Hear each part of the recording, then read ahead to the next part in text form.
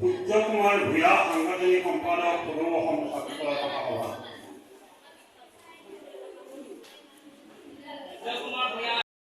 এই অধিৱেশনস্থলীৰ পৰা আমি অসম চৰকাৰক দাবী উত্থাপন কৰা হৈছে।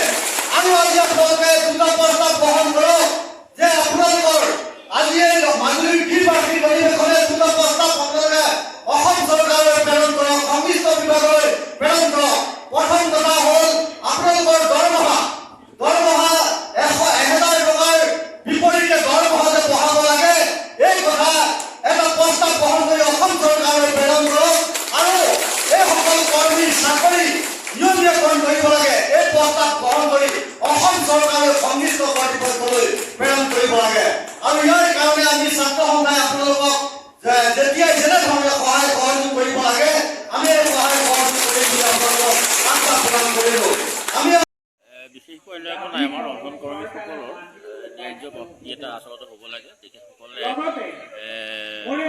উচিত মজুৰি এটা পোৱাটো আমি আচলতে বাঞ্ছা কৰোঁ। আমি শিক্ষক হিচাপে তেখেতসকলক অতি ওচৰৰ পৰা পাই আছোঁ।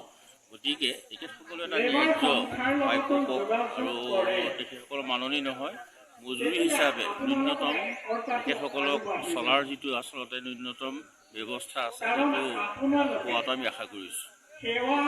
মানে মজুৰিটো কম হৈছে, মাননি হিচাপে দিছে, কিন্তু মাননি হিচাপে নিদি মজুৰি হিচাপে অন্ততঃ 5,000ৰ ওপৰত দিব লাগে। সেইটোকে আমি